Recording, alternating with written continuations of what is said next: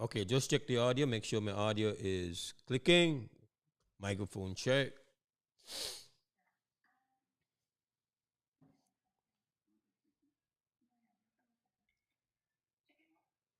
Huh?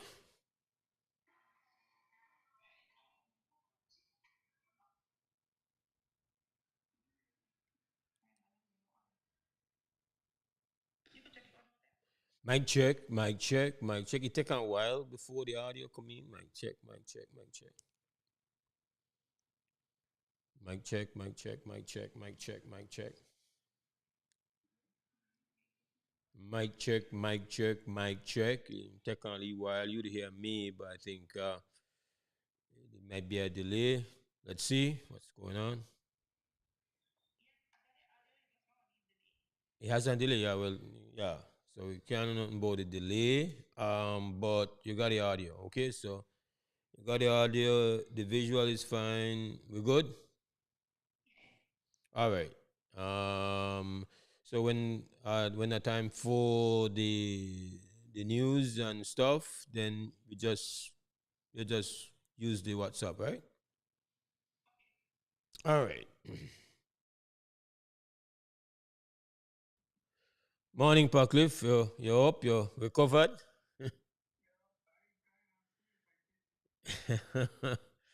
Yeah, I have pretty knuckle Friday night, and for sure. But yeah, not getting no much rest after that. But yeah, ready to go. I got your bag. I'll bring it down later on today.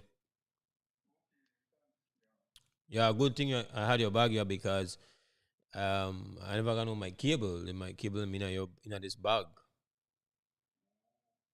I don't think did I bring a mic cable?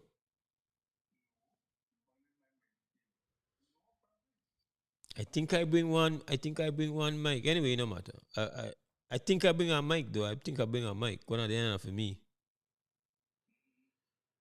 Yeah, because I don't see my mic cable anywhere. So no play with me, old boy. All right.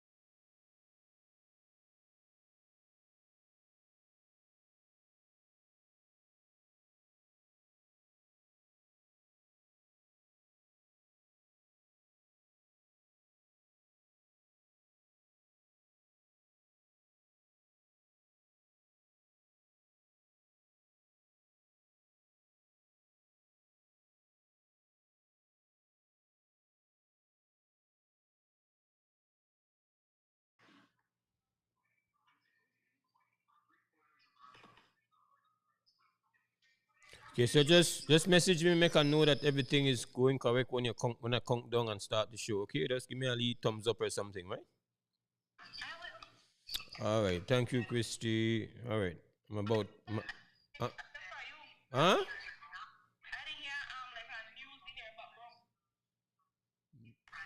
No, there's no news except what is on the phone. So it's in the phone. I don't know why it's in the phone, but the phone is doing that. So once I cut the phone, you know, and I hear that. I hear that in on my phone. I don't know why. Yeah.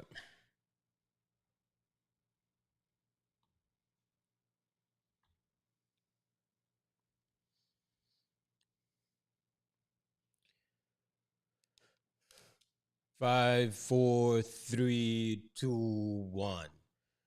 Good morning, Belize. Welcome to the WUB Wake Up Belize morning vibes for today, Monday, the 16th of March, 2026. We hope that your Monday morning is getting off to a beautiful start. I'm Musai and coming to you live on Creme Radio and on XTV for the first morning of the week. We want to welcome you to Belize's premier morning conversation. All right. As always, we got to welcome everybody. We're glad that we're there. I'm actually not in studios right now. I'm actually hosting remotely, but it's the same conversation. All right. Not in studios, but we are bringing to you Belize's premier morning conversation right here on Creme Radio and Next TV. We got to welcome everybody that's here, those listening to us on Creme Radio, those watching us on XTV, to those getting us via our apps. We hope that you have those apps on your devices already, like Weird Weird Pan, like Get Them Things, right? To the people who are locked in via social media, whether Facebook, whether YouTube, it's great. Good to have you here.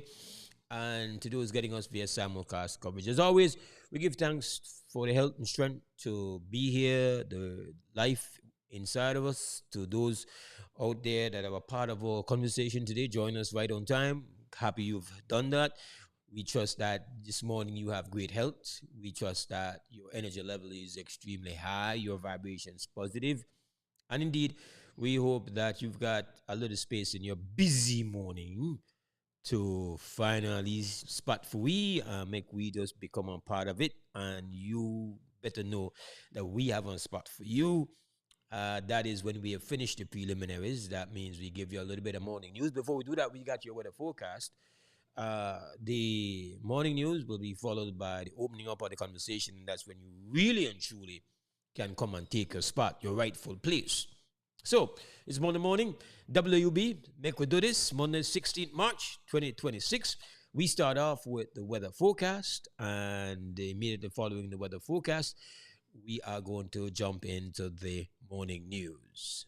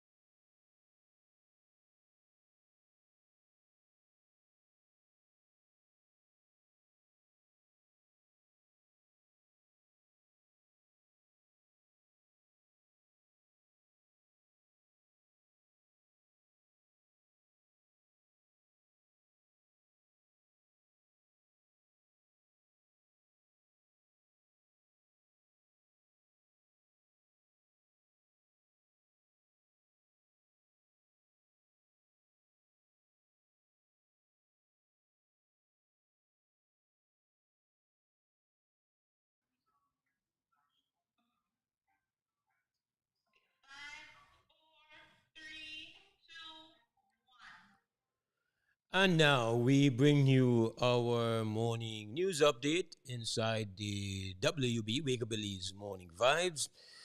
Making the stories this morning, tragedy struck Punta Gorda, Toledo on Sunday afternoon when 3-year-old Asher Mejia reportedly drowned offshore. According to initial reports, the body of the toddler was found floating in the Caribbean Sea near St. Peter Claver Roman Catholic Church. Residents reported seeing him wandering in the area earlier. His mother reported to police that he apparently wandered off when an older sibling was sent to make a purchase. When he returned without Asher, the family launched a search for him. Police investigation continues. Last week, the Brody's pharmacist informed that a prescription will be required for all prescription medication. The move follows notice from the Ministry of Health that it will begin strict enforcement of the regulations. We note that back in March 2022, the ministry circulated a list of over the counter medications for general sales from 2020. Whatever is not on the list requires a prescription. In recent weeks, the ministry has been conducting information sessions across the country with retail outlets and stores and importers and wholesalers of medications. Some have raised concern that the requirement can place an additional financial burden on citizens to obtain a prescription, while others point out that public clinics can be used to obtain prescriptions. At the same time, medical practitioners emphasize the need to avoid the improper use of medication, including antibiotics.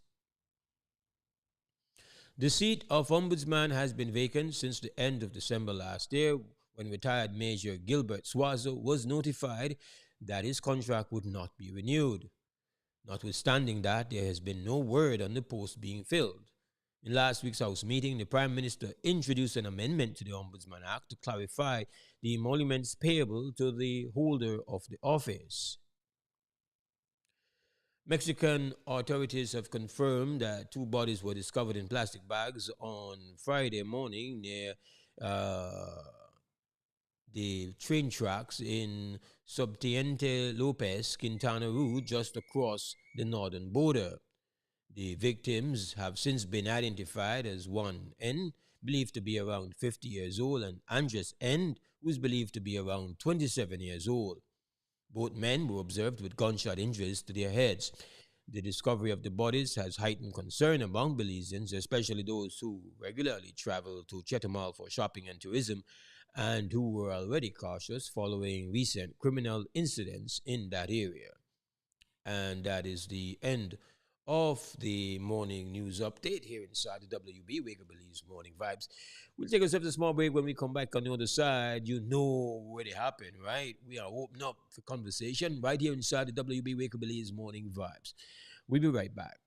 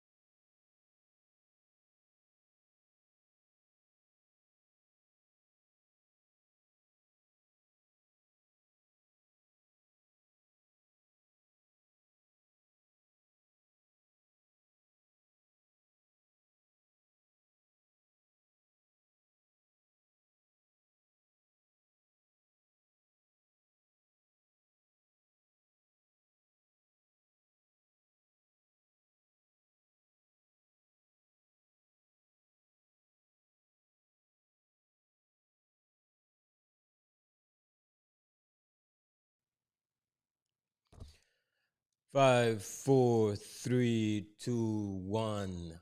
All right, Belize, welcome back to the WB Wake Up Belize Morning Vibes. Mose Hyde here with you on this Monday morning, the 16th of March, 2026. We want to welcome back all our listeners and viewers, Creme Radio and XTV. I'm Mose Hyde on this Monday morning. I'm hosting remotely, but we are still operational when it comes to everything, and we have the ability to take your calls, but on WhatsApp, we'll direct line to our cell number, which is 672-4770. So let me just repeat. The number is 672-4770. We want your calls. All right. All right. So last week it was Reef Week. We're not doing Reef Week again. So give thanks to all the people who were a part of that celebration.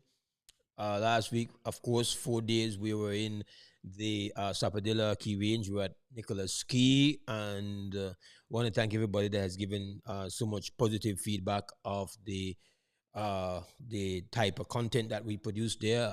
A lot of it we put online, so you can still check it out on Facebook. We have our first call of the morning. Krem, good morning, WB. Morning, my brother. You hear me good? I hear you loud and clear, my brother. You enter the chat. Why? I hear you in a good. I hear you in a good mood. Hey man, God man. Hey, God you. Then I'm a designer fabrics, man.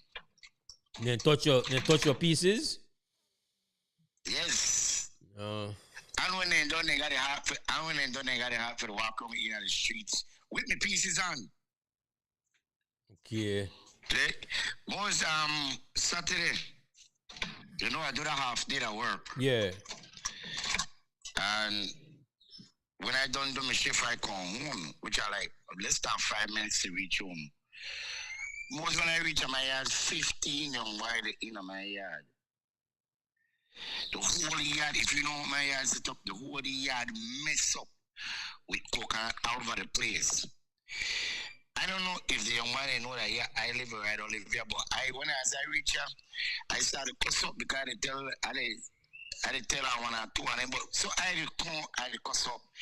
Man run left, man run right, man jump fence, man run. But now I think they're mixing up because I come meet them the whole yard full of coconut when in a house and eat.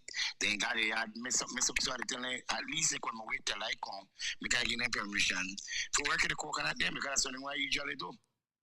But I mean know something wrong. Because everybody broke away. Who the broke away got the plastic bag the run.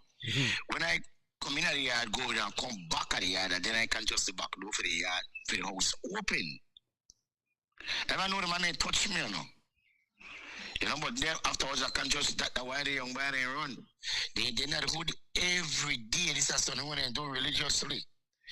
Right? Because I done them a full investigation. When I got in my house most, the house turn right over. From when I left it the morning, clean. The house turn over when I tell it turn over. Rice over the place, beans over the place. That, I don't know what about in there.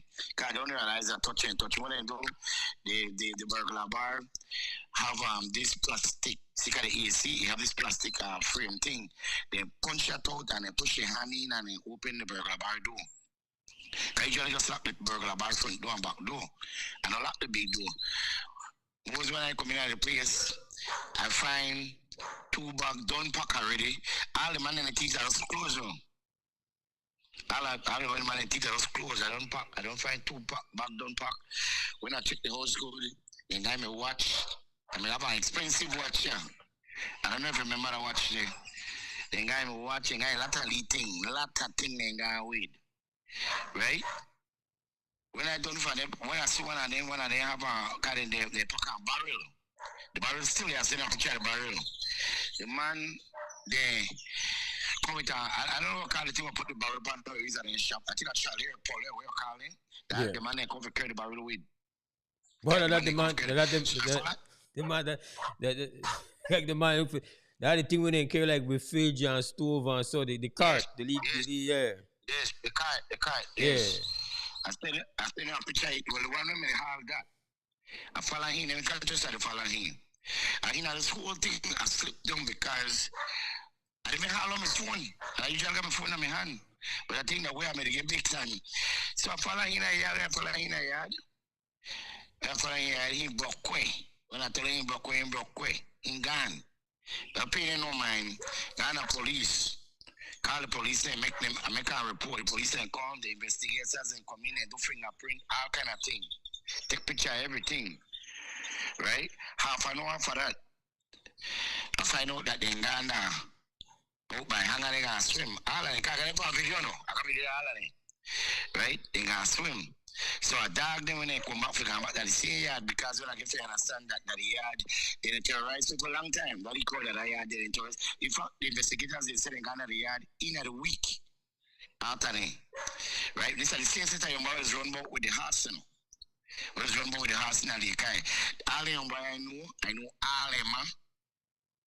All I know me. Half an hour for that. When I got back, I booked one of them. Right? I see me. He find the leaders one out of the crowd. I think that a leader. He see me, he broke away. Right? Now, bear in mind, this man got my full clothes, you know. I don't know who thief and wear the same clothes at the same time. When the man broke away from a bike. I grabbed the bike and I carried the bike to the police station, make police hold the bike. The night again, I circled again. At this time, police come and tell me, left there, by low man, you just make we deal with it. Can I say I be the deal it? Man, and tell me shit. The investigator left there, man, make we deal with it. Right? I circled night again. They broke away again. The oldest one out of the corner, the one that corner, he started to sit down and he started to explain to me and tell me that the whole situation ain't going on. No, they can't just that they're hot and they can't just that they're at the panel trail. But after all of that said and done, you know, yesterday, all the young boys come back to my yard. Come confess to say, who thief what, who the thief this, who thief, all of them come back, you know. 3 of them in the crowd, and it's about 10 of them come back. Because they blame game, they got big fight in my yard, you know. Because this one, they blame the one, they blame the one. When they done, all 3 of them out of the crowd got time, same clothes. I don't tell them nothing. They got time to close on the last night about their shop again. And they got time to close. I don't tell them nothing. Right? I don't tell them nothing. Because when they go to their house, right? When they go to their house, I got 2 parents that approach me already. First parent that I got for she house, she said I told she get tired of her. Carrying the police. She get tired of her. She the same one. When the police ain't got her for she house, tell the police that me send gunman after he picked me, treating the picnic. Me sending her, she done the whole thing wrong. That way she tell the police and got the police and come here and tell me when they got at the house, the lady say I told you send 3 or 4 young boy after his son. Me not got no talking nobody. I smarter than that. When I done from there, I gone and I booked 1 here, I booked 2 on here last night. Anytime you see me they run moves, anytime you see me they run. The thing where I trick about most because I know all of them parents. Yesterday evening I gonna run.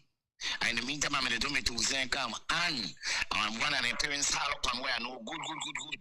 She said, because the word the other know, she said somebody tell me I told my picking a part of my crowd blocking a brick house. And when I show she the video, she tell me, she said yes sir, he not. Make the police deal it. You get what I'm saying? Boy, the man ain't dealing me sick. I tell her the man ain't dealing me sick. But I'm sick, the man ain't care. Check.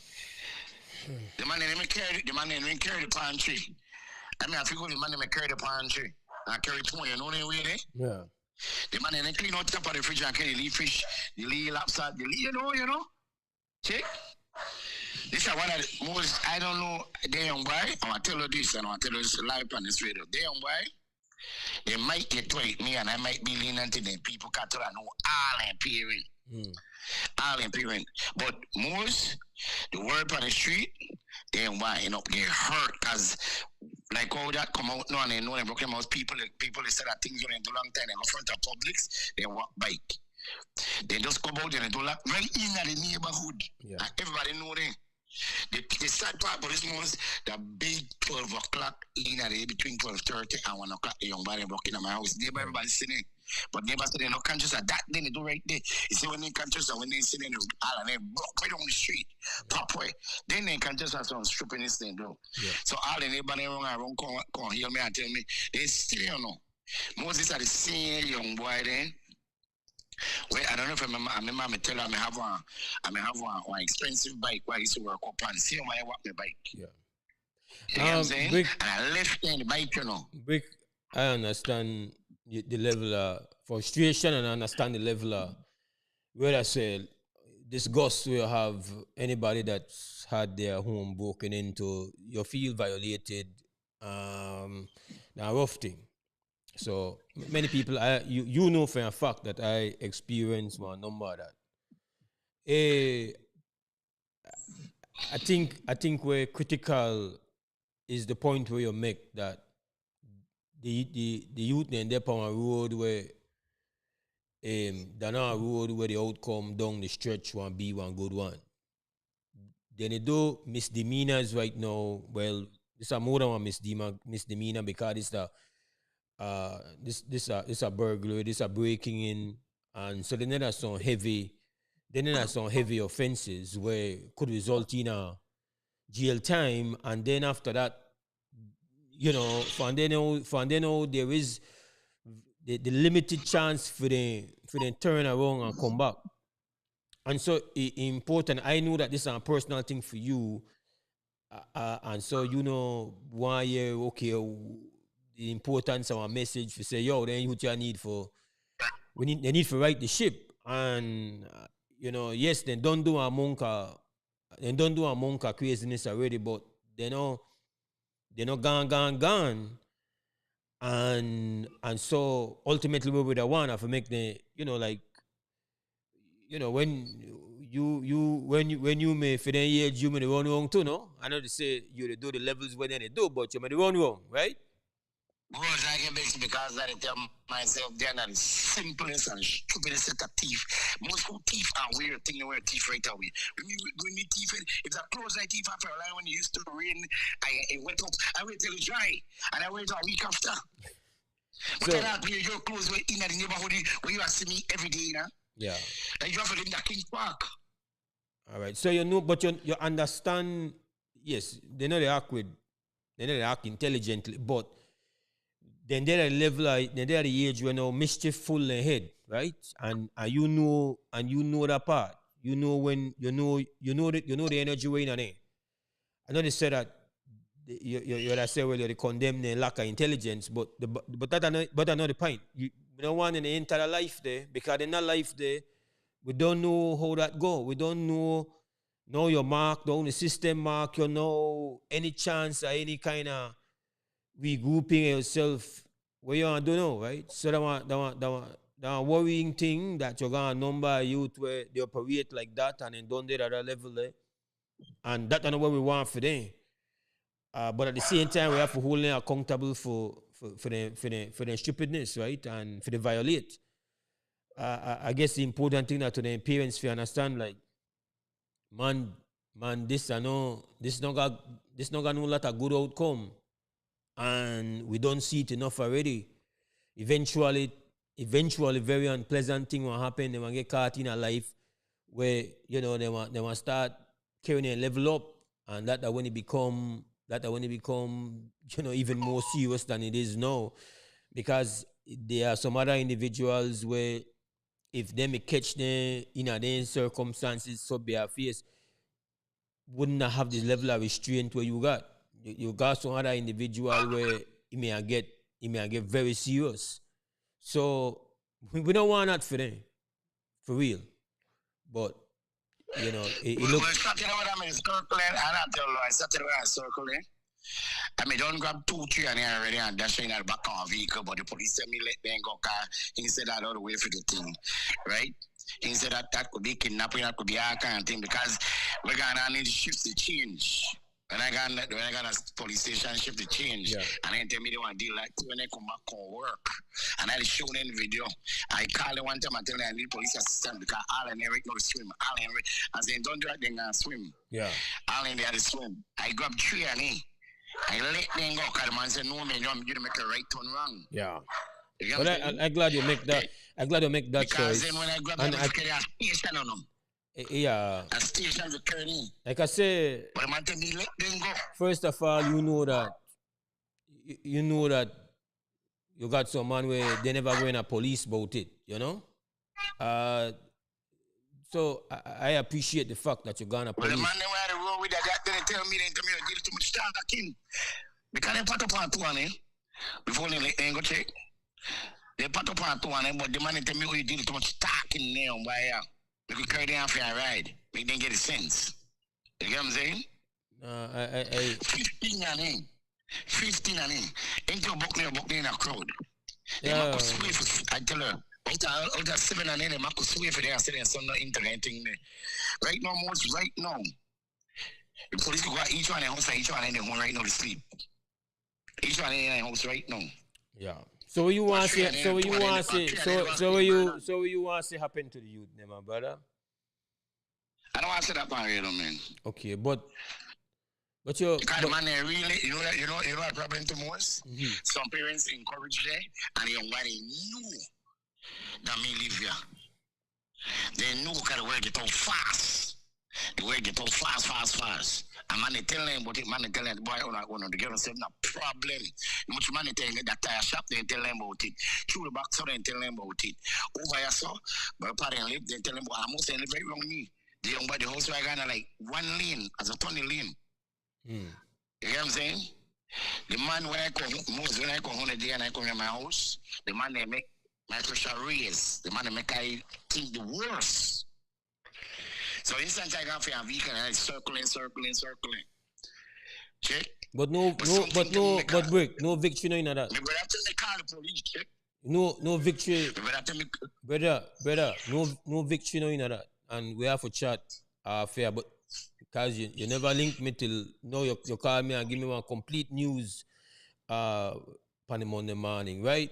But I said to you, no victory no in that. Because you know that you know that from experience you and I have had the conversation about where I gone through. I get they violate me about 3 or 4 times, right? To some extent I had to make the choice and move from my yard because no good in that for say I'm going down to the level I try me personally deal with retribution and punishment. Like where that one level you're going into where you don't know the outcome. You feel violated, you feel like boy, you're to get punked, but you know that like I said to yourself, like at what where you are, where victory they in it for you. Yes, I feel you feel that way because people carry your personal things, they don't know how you get it, and you know, I understand, but you know what, birds, like that's still personal, that's still material things. The big part of it that the violation. The big part of it that like, you know, like how you could violate my come in my space. And then whether the potential if somebody come in your space, ultimately, you know when they say one man come in your space could hurt you. So all them things they go through your head. But no victory no there right now. I tell you when I satisfied, brother. I didn't come back yesterday. That me yard come hear me. Big city, bum. Because we can now look at when they sell some of the stuff, they have shock up one another. I tell them, man, they have big fight in my yard. Mom say self. You know? They'll fight up, one the backs up, next one ahead. Big fight because you already can say no. Police go down in the house for yesterday or no. So now man, they get back to man, police go down in the house where they tell us straight. They not going out the house, they may do the coconut. This one is say, and next one is look like man is selling behind one another back another handle man. So they got big fight that they had. Tell them Bobby to come out of my yard or no. Can I tell what you want to fight here? Another video all on no. All on the same kind of working in the house, right? I want to come back and try clear on the point with me because on punk one another. You get what I'm saying? Yeah. I mean, I have to run the money from my yard. Well, but I can't wait for deal with it. I can't wait for deal with it. Check. I can't wait for it because they pick up all of them, man. They pick up all of them. They got too much fun there, but they see, like I say, I be explained to me when they go to your house.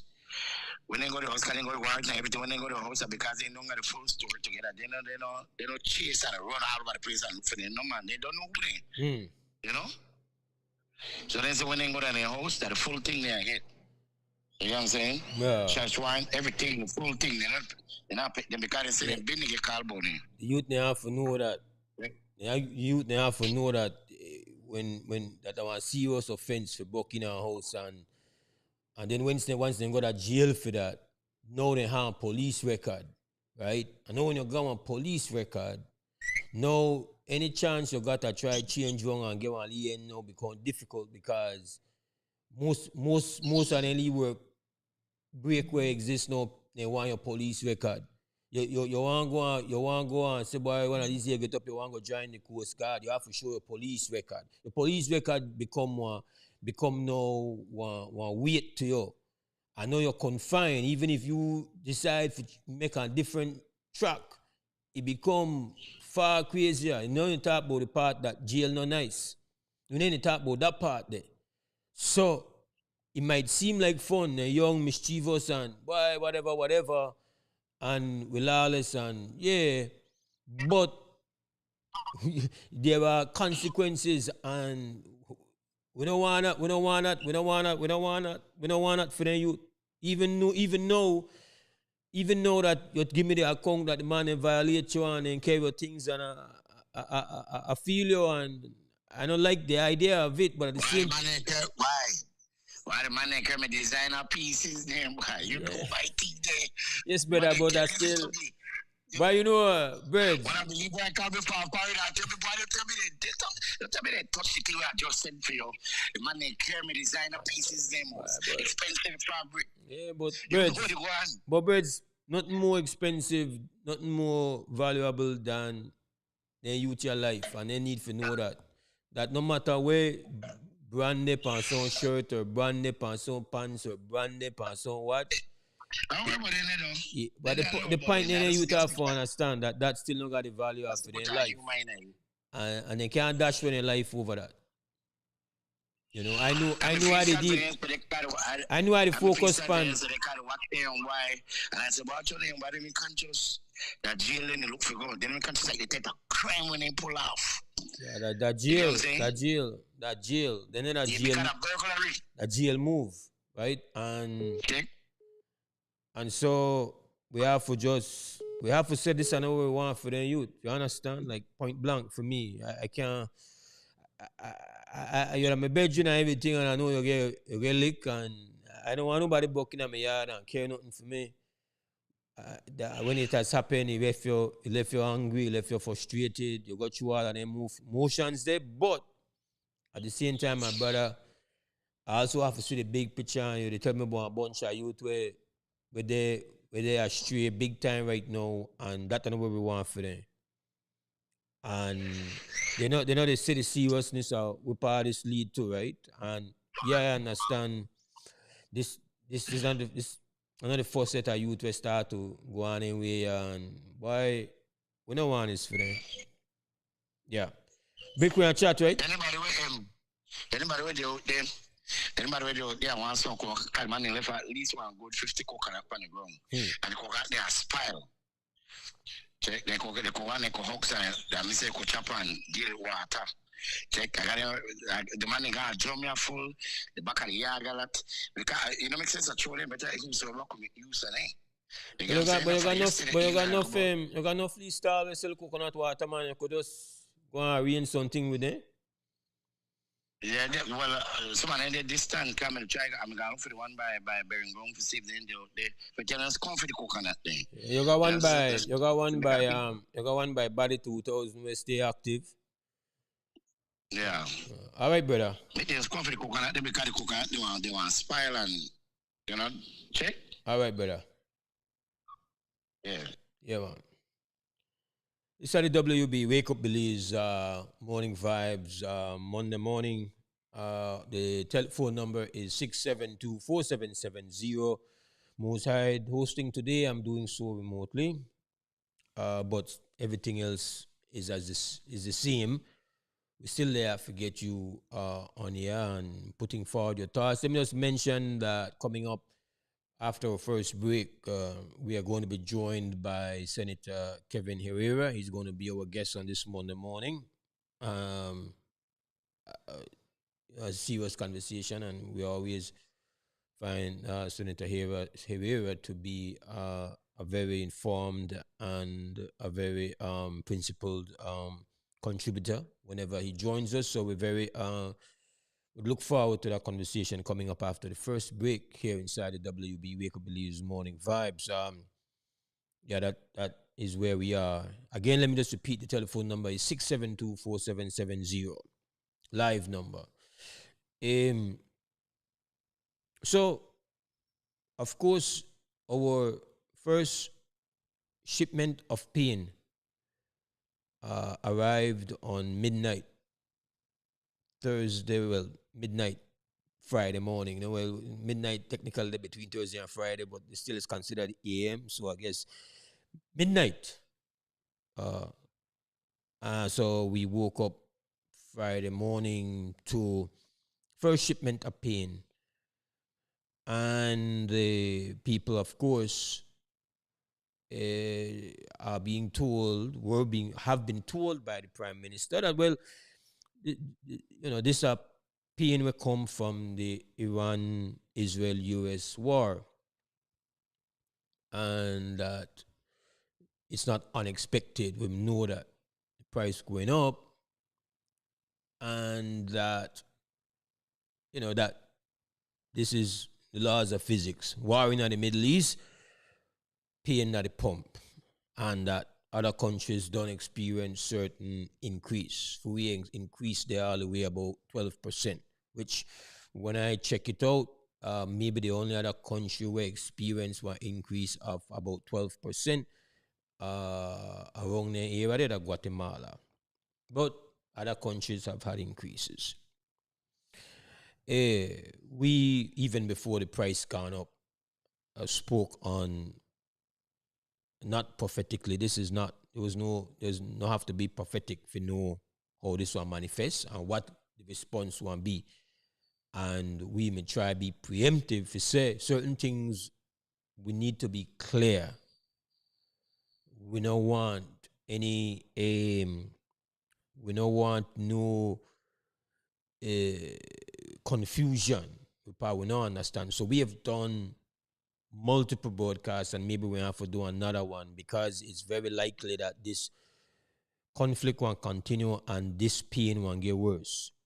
And this pain not only when it happened at the fuel pump, because one of the things that is not being highlighted as it relates to the Strait of Hormuz, which all the way by the time this is all done, we'll know exactly whether this piece of water and how the impact where you got on it. So we give a lesson. But what also goes through the Strait of Hormuz is fertilizer. And fertilizer is one of the byproducts of the oil industry as well. So fertilizer, major amount of the world fertilizer come through the strait too. And if you understand the impact of fertilizer, you could jump ahead, if fertilizer, they get hamburger and that price go up, then we talk about food that is grown. Just another item to add on to our own reality and the inflation where they come. All we get that the first shipment of pain, and the Prime Minister, in his response, is saying, hey, we can't adjust anything here because that this is how the government affords certain things, and we just don't have to pay for this increase in our salary and all of that. And I tried to see that no argument where care water. And the reason why the argument no care water is that you cannot make budgetary decisions. You can't have no government makes commitments financially factoring in unforeseen war, which takes up the price of fuel, which then increases the tax benefits to the government. So essentially, by saying that, the Prime Minister is saying, you can't stop for we windfall. You can't make we give up this brata. So what is bukut for fuel consumers that want brata for the government, and the government is saying no. We understand the pain we in the field, but we happy about this brata.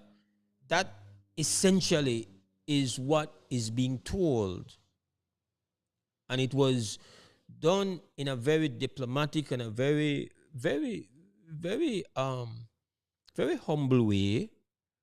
But the essence of it is brutal. It's essentially that brata fui, because uno have the pain. There's no, when commitments were being made, whatever they were for pay for government services, it's not being done saying, well, we know there's going to be a war that's going to create one extra for we.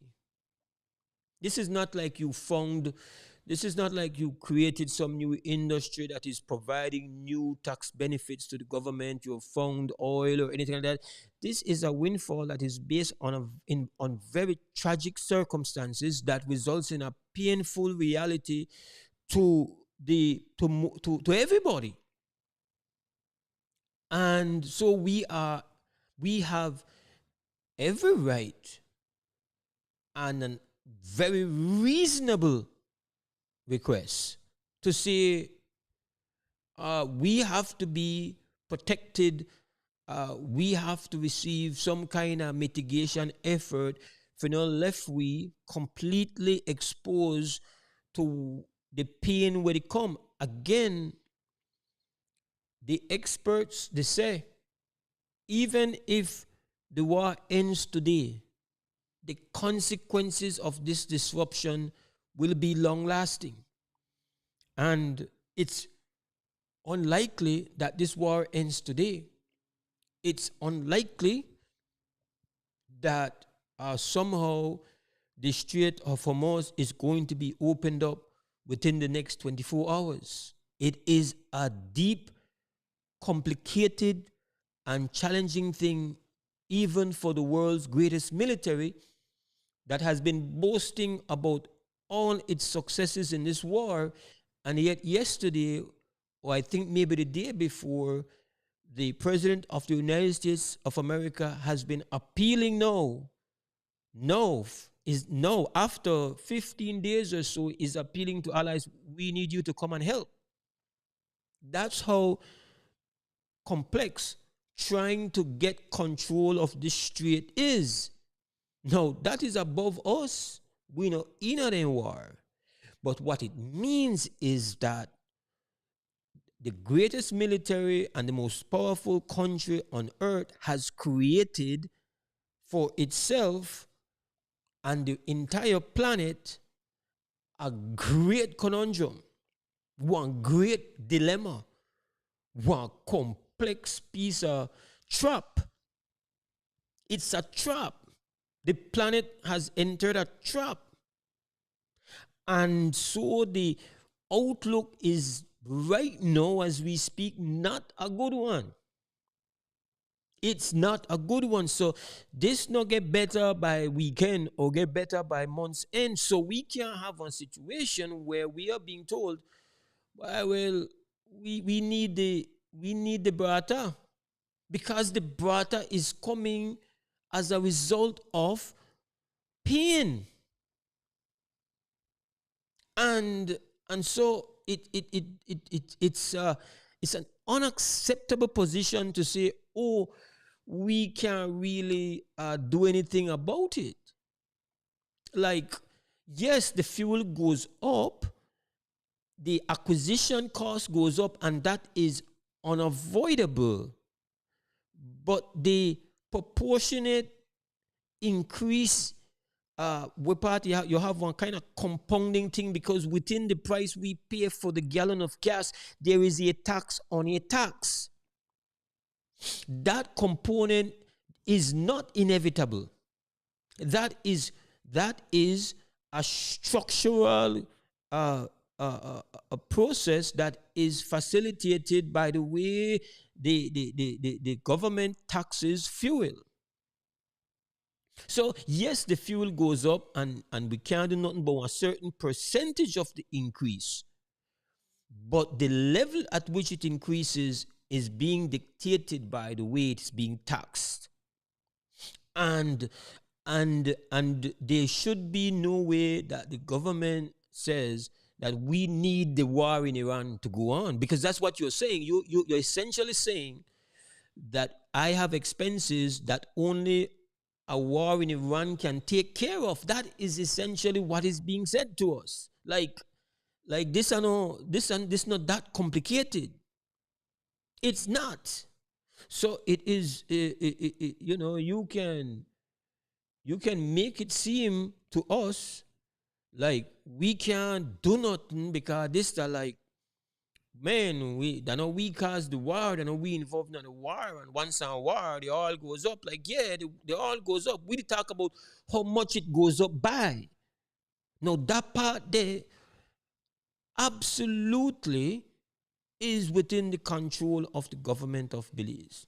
The- there are certain inevitable cost of living increases that we won't get. Fertilizer won't have an inflationary aspect. Food prices won't go up. This are one bitterness. The entire planet, they say, boy, look what you do. What have you all done? They can create economic hardships, and the small countries like Belize will face the worst. We know this is a bitterness where they come. We can't sit down and accept anybody to say, oh, but we can't do nothing for kind of just tame down that bitterness, leave it. That is an unacceptable position. And it is based on uh, understanding exactly what the price structure is at the fuel pump. And we need to have this conversation. This is not an emotional conversation. And not just because, well, maybe they try to be unfair. Nothing is unfair in making a demand that there be mitigating adjustments on the price of fuel for make we not take the full brunt of the pain where they come from out of the gridlock that is straight to Hormuz. That is my position. We got to go to break. We will be right back. When we come back, we're going to have business Senator Kevin Herrera as our guest here inside the WB Wake Up Belize Morning Vibes.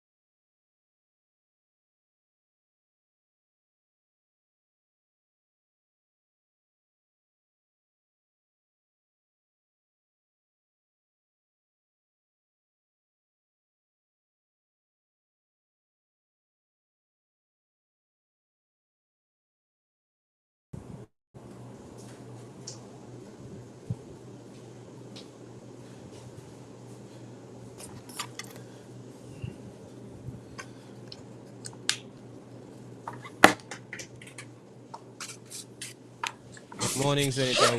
We're not there live. But All right. we're Morning. there, live on my personal YouTube channel, so it's possible for if someone goes there, they can access this. So just making you know, right? That yeah, we it's not completely a private moment. I think we lost the guy. Senator is gone.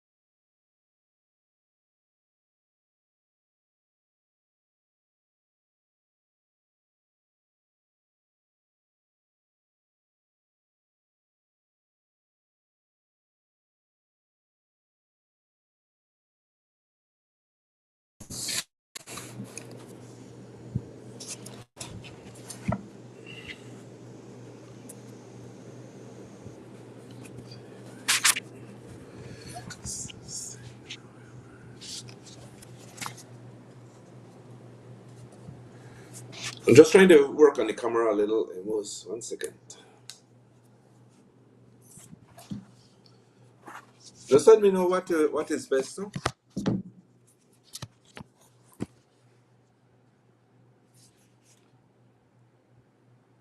Yeah, sorry, I had my thing on mute. Yeah, so that works right there, Senator. I was just Yeah. 1 second. I'm not hearing you well at all. 1 second. you're not hearing me? Okay. I'm hearing you well. 1 second.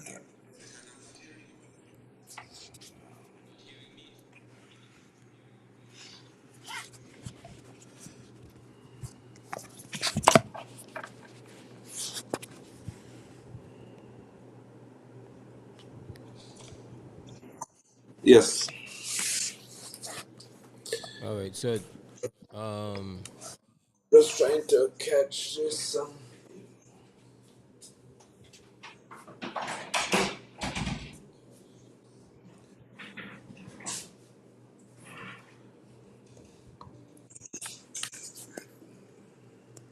yeah, so I don't know where you have your camera, but you have to you seem to the your camera seems to be a bit low. Too low. I don't know if you can just Yeah. take it up a little bit. Yeah, that's better right there. Yeah, that's better. Okay. Yeah, that's better.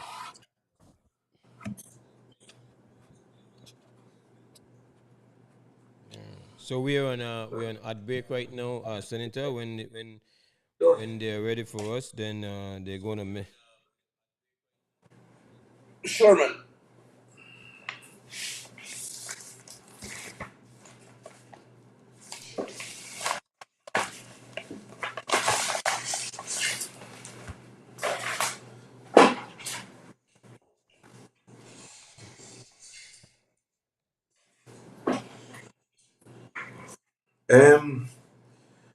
You'll do anything on the acquisition Amos this morning? I don't talk about it yet, but yeah, but I mean just because We could, I know that we could we touch on something if you like, no? no. I just bring that up earlier because I had the yeah, but no, we are going to talk about that. We're going to start with the BTL acquisition. Okay, all right. All right.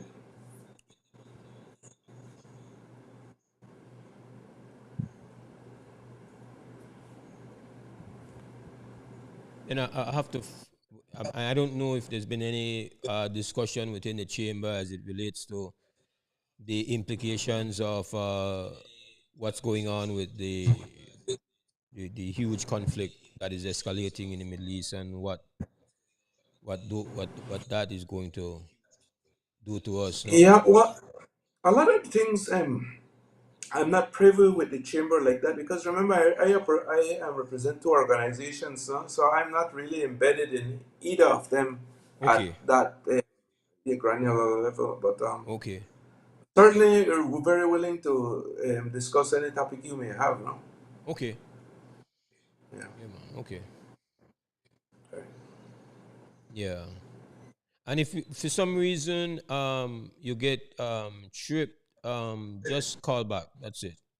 Sure, sure, Yeah, I'll do because it that. might happen. It's not a perfect technology. I don't have great internet.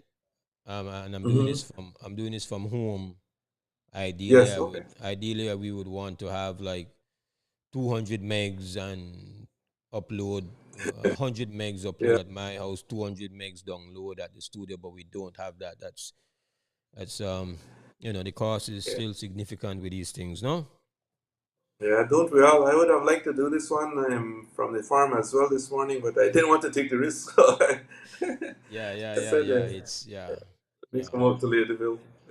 Yeah, I think we had a we did. I mean, we did pretty okay with the Starlink in Sapadilla. No, I I think it was very good. I wouldn't do that publicly. I wouldn't give any any kind of I wouldn't give any kind of praise to or anything to that entity. But yeah, the technology worked pretty well. Yeah, yeah, It was yeah. I guess it was the consistency of it, no? Hmm. Yeah, It's certainly, I think it's certainly a thing of the future. No, I mean, it's satellite technology is here, and like everything else, technology by nature is disruptive, but but hopefully, it hopefully, also, hopefully, it doesn't continue to be a monopoly situation where the satellite internet is just one provider, no? yeah, yeah, certainly not. And the thing is with this type of thing, no, is that it just further consolidates wealth, moves it away from all these countries and move it Yeah, in one direction. And yeah, that's what it is. I mean, whether you're looking at Apple, Microsoft in its time, any of those amazing technologies, they just really, really pull wealth and centralizes it yeah, in one area.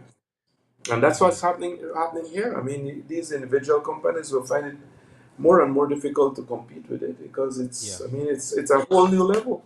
yeah. It's a whole new level. 1 second, Senator. Let me just go check on my youth here. 1 second. Sure.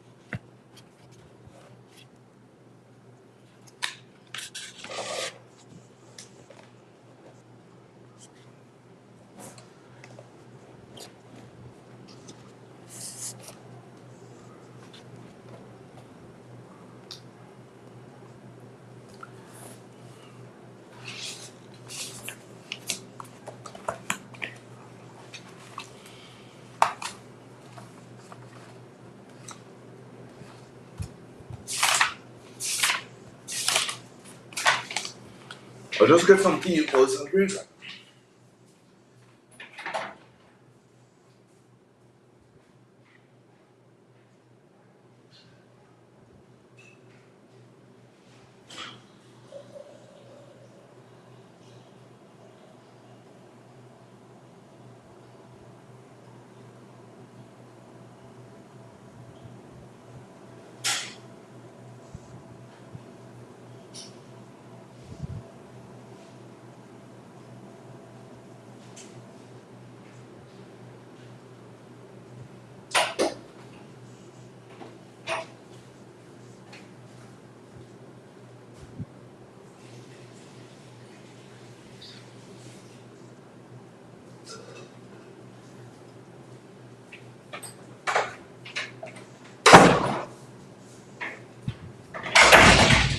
You ready for us now, Senator? So I'm about to count down and yeah. Ready? All right. 5, 4, 3, 2, 1.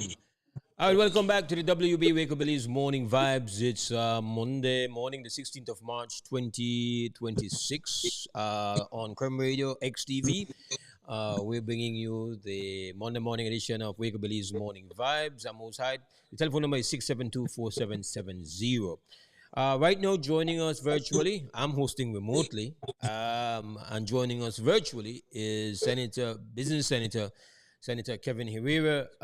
Good morning, Senator. It's good having you here to start the week. How are you doing? Good morning, Moose. Thanks for having me. Always good to be on your show. All right, let's start right where it's hottest. You've been very clear. You've been very forceful, along with your other independent senators, in the kind of at this point in time disapproval of the elimination of competition via BTL acquisition of proposed acquisition of SpeedNet, and opposed to that, but also very concerned about how this entire thing has been handled. Uh, now we see PUC coming out with its declaration about BTL being a dominant entity in telecommunications with that certification. What are your updated thoughts about this entire thing as we speak here this morning? I think it's consistent, Moose. I don't think our position has changed at all. I think that acquisition leading to a monopoly is really never a good idea. I think that we've all lived under a telecommunications monopoly before, and we know how how tough that can be. I don't think many of the newer industries in Belize would have been able to develop the way they did had it not been for competition, had it not been for lower rates, more affordable rates within the sector. And so it's extremely important, I feel, for the future development of the country that telecommunications and telecommunication rates remain competitive. And I feel that there are no better safeguards for that than competition.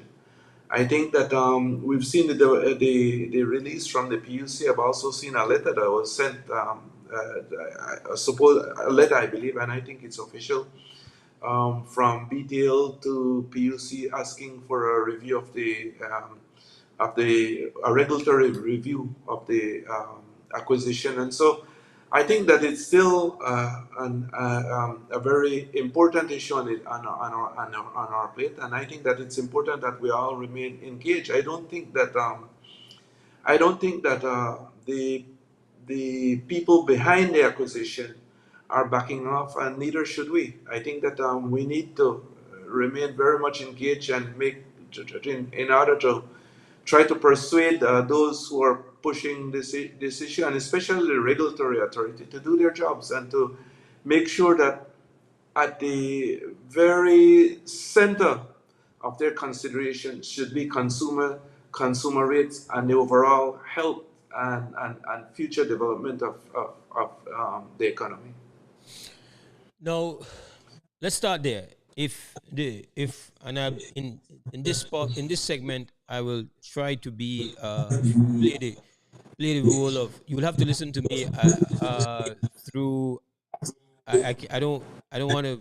I think your audio. I don't know if you have because there's going to be a delay if you try to listen to me through the device. I think you would have to just listen to me through just this link that you have, Senator. Sure. Okay, so for this segment, I will do my best to play the role of neutral uh, journalist. So, looking at this and say, okay, our concern is about competition, and we've heard the Prime Minister and we've heard PUC say, well, we can create legislative changes to take care of the concerns of BTL using its monopoly position to essentially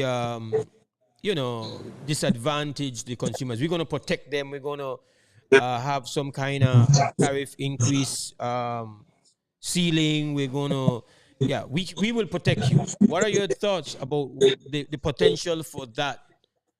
that's Um, a really, really, really good point, was I think that you know how it is right now is, and this is what competition is. Competition, the companies bear the risk.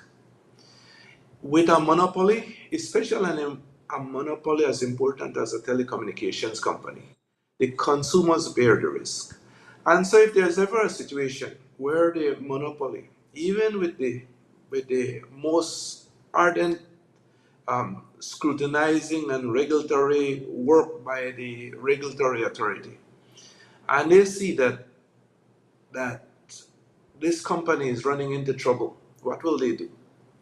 They'll have to grant them, as inefficient as they may be, as expensive as they may be, they will have to grant them whatever monies they need to stay afloat. And that's why the consumer is carrying the risk. Right now in competition, companies have to figure that out.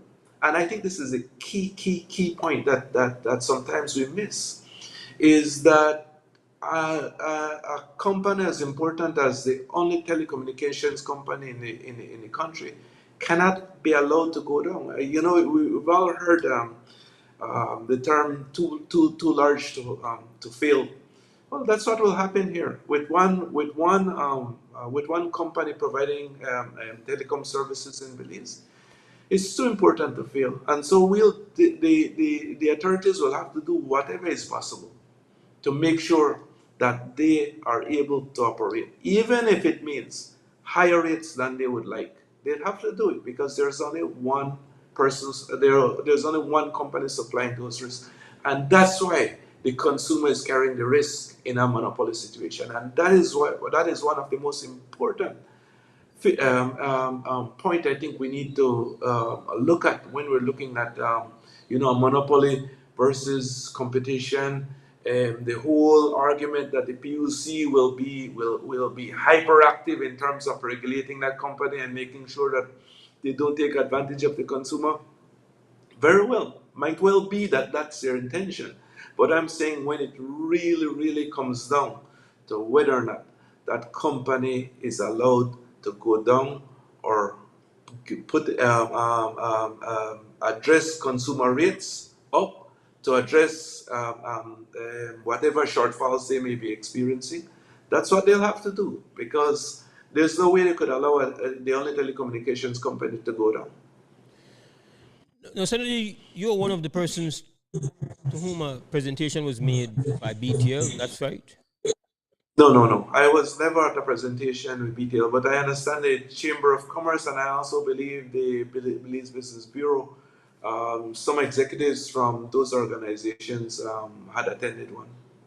Okay, so you is there any plan presentation or any invite or any request, anything on in the planning No, as if I haven't heard from them, and I'm not necessarily interested in one unless they're willing to provide certain information. I believe that the information on SMART is extremely important. For example, what is their financial situation?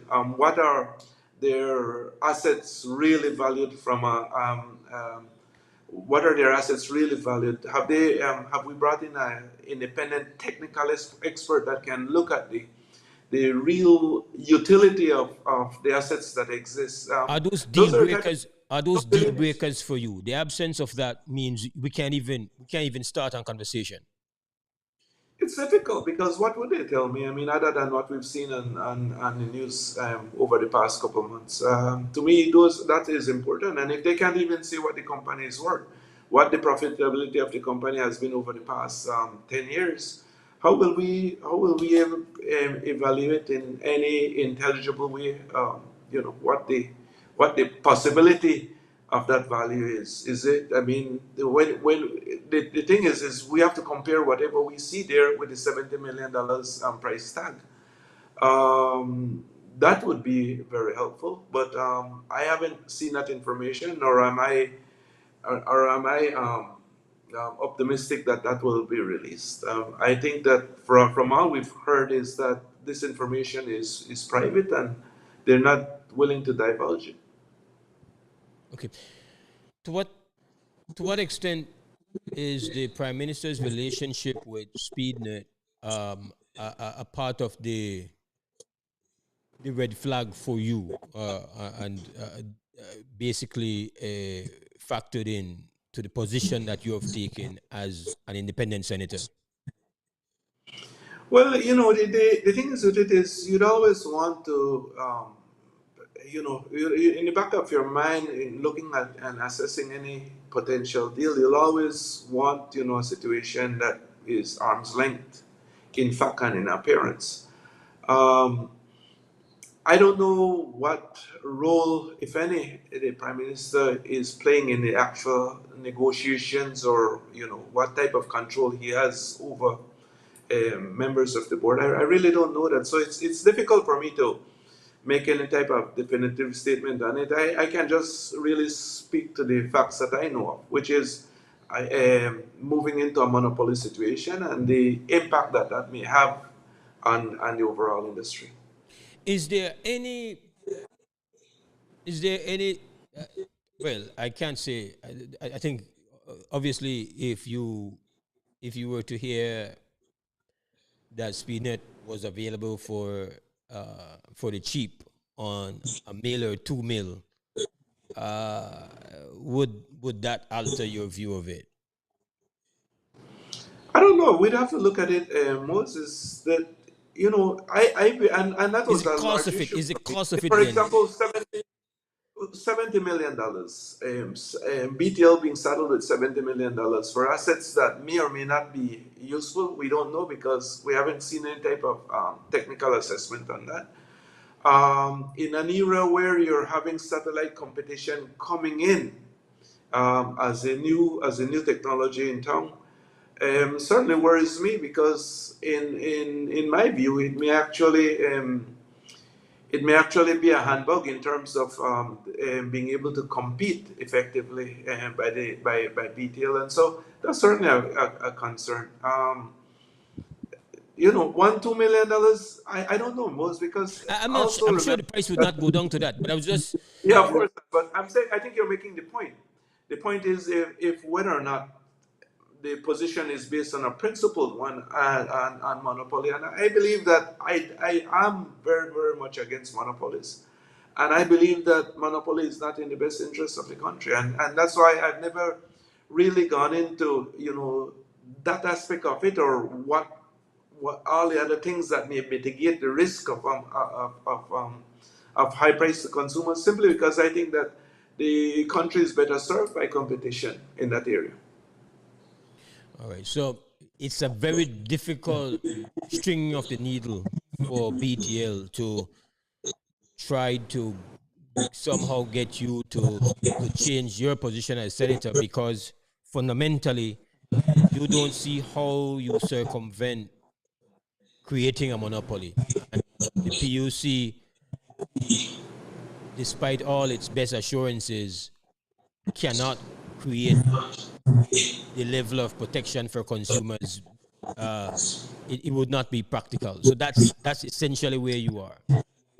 Yes, I mean it's. I think for me the two large issues is the monopoly and all the implications of that, and as well as who's carrying the risk in the future. I think that we have to look at it from two perspectives. One is what is really in front of us right now, and two, what will be in front of us going into the future. We cannot just think about this as a transaction between two companies, because it has tremendous implications for the country.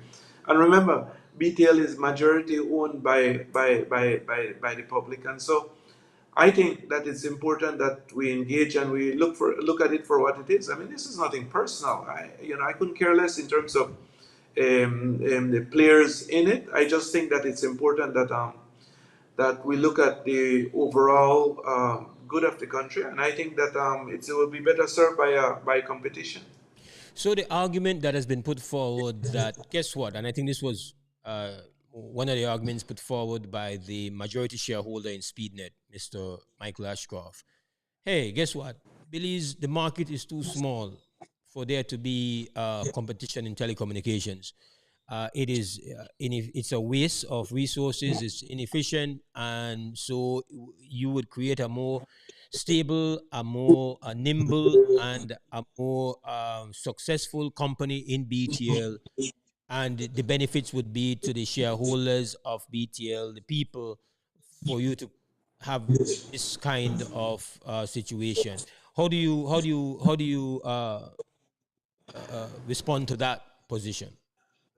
I don't want anyone other than myself and the people who have to deal with this, and the people who have to struggle to pay bills on a daily basis, the companies who have to balance all everything within the company to make payroll. I really don't want anyone else to define our interests. And I think that looking forward, competition is certainly in our best interest. I understand what he's saying, but to me that carries very little weight in terms of what he has to say. I think that it's important that from a nationalistic standpoint, that we look at what is best for us in Belize. I'm really really tired of anybody telling us at any time what is in our interests when they're in a situation to benefit from such a transaction. Right. No, the the they say that they are going to go on extensive consultation with the people. What that means, I'm not clear. Generally speaking, consultations have been more just kind of ticking off the box. When that's our tradition of consultation. It's like, okay, we have one meeting and you show up, or not. Doesn't matter. But we will still say that we had a consultation. It's uh, but let us say they have these consultations. Can you just provide those who will attend those consultations a kind of a checklist for what they should be demanding from those presenters? Most, I think, anything other than real solid information with respect to smart, with respect to technical information about the utility and viability of smart. I think any type of information about the future and how it will impact them, um, any type of lack of information, in fact, in terms of how they intend to compete with satellite technology, and how the acquisition of smart will help them to compete with a sunrise type of technology like what we're looking at with Starlink. Any absence of that, it really makes such a consultation meaningless because we've heard all the marketing before. I mean, we've heard the chairman of BTL. We've heard those who are um, pushing the deal. We've heard all of that, but I haven't really heard anything really substantial with respect to solid information about what we're getting into. What I do here is the cost of it is $70 million. I don't know what that is for. I really have no idea of assessing whether that is value or not from a purely transactional standpoint. And so I So, believe that people who go on in these consultations or participate in them mhm. should really demand that if you're not willing to put everything on the table, then what you're doing here is just really an exercise in terms of window dressing for what you plan to do, which is go through with the acquisition, I believe. All right. Uh, are you of a similar view that the minimum requirement from the SpeedNet uh, data would be 3 years worth of financial information as a minimum? Normally, when acquisition moves, I believe that it's 5, 10 years generally, and there's a significant due diligence process. You All right. cannot So you're tell more a than you would expect more than 3 years. I think somebody. generally. Generally, acquisitions is a huge undertaking where everything is put on the table for review. Why is that so important? Because I think they were saying that they're prepared for 1 year. Like I think there was some 1 year worth of financial information, and the point was made by multiple people on the show that even a bank is seeking about 3 years worth of information from you when they're considering a loan to you. Like and so 1 year is off, but you're now making a point that normally for an acquisition, you need to start at 5 years. Could you, for the benefit of those people who will be attending such consultations, explain why that is so important? Because whenever you're assessing companies, most you want to look at trends, and it's hard to get any type of trend from 1 year. It's quite possible that companies could have a bumper year. And so what you want to do is assess risk. When you're looking at any type of acquisition, you're really trying to assess risk. What are the risks? What am I getting into? Has this company has this company had a consistent operations over a period of time? And so it's difficult to do that with 1, 2, 3 years. You normally want to go further back than that. All right.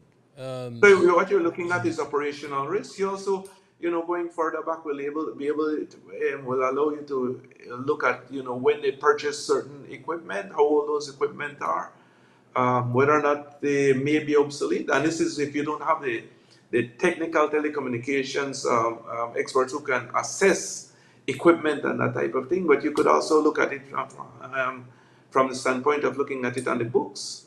And so when they were purchased, how long they've been there, how much they've been depreciated, that type of thing. It's difficult to do that on a 1 year look. How do you qualify an independent audit? How do you qualify that? How because we've had this kind of debate. Oh, we've had these we had an independent somebody I think out of connected through South America that looked at this. How do you uh, vet what is a legitimate exercise in some kind of independent looking into here? Well, yeah, independence is one thing, and the terms of reference, I think, would be the other. In terms of if you engage a company and assuming that they're independent, meaning that they have no connection with you or with the company that is being assessed. And then you look at the terms of reference and what really they're looking for. And so I haven't seen that again, so it's difficult for me to determine whether or not there was complete independence there. But I would think that those are some of the things that you want to look at the surface.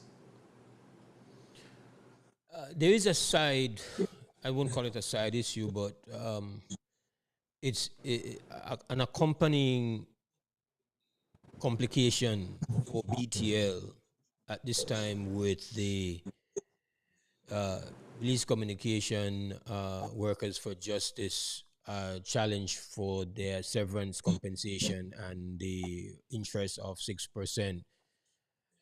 That has emerged in the middle of all this back and forth about the acquisition, where we found out about the CCG's ruling in late last year, uh, essentially ruling that BTL has been violating the labor law by denying severance payments to its workers.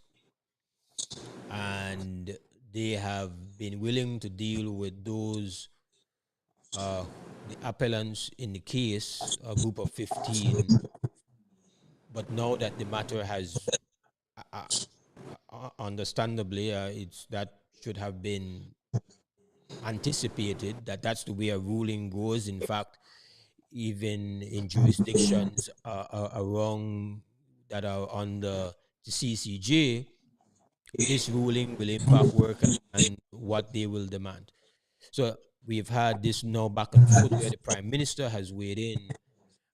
Do you have a position, or do you have any thoughts about this matter? No, I mean, I think we need to look at our system most, and I mean, there are disagreements all the time in business, in labor, whatever.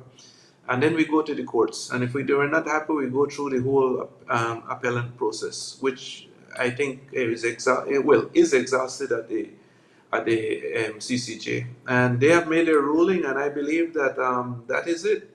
Now I think what happened is that the company seems to have somewhat of a different interpretation, and I've seen all the pressure being brought by the unions on it, and I believe whatever that ruling is needs to be followed. Now, when there's a disagreement about a ruling, sometimes you have to go to court again for an interpretation, and I imagine that may well be what needs to take place. Um, um, and it relates to, of course, the 6% and how far back that goes.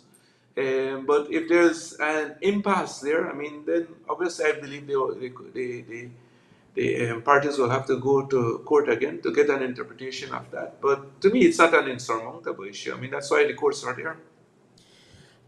I am of the view that that's generally an acceptable solution for all actors except the government of Belize, because essentially what the ruling has indicated is that the government of Belize, remember now, this is a decision that they began, that it can be traced back to 1994.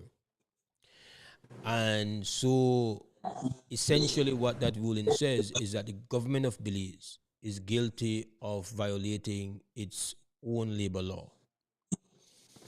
And that now the company might have gone through multiple phases of ownership, but at the commencement of this, it was government, and at this point in time, it is government. I feel that the government should be absolutely be moved by embarrassment, by a level of remorse, a level of contrition, to essentially, on your watch and on your authority, workers were denied what is rightfully theirs by the law that you wrote.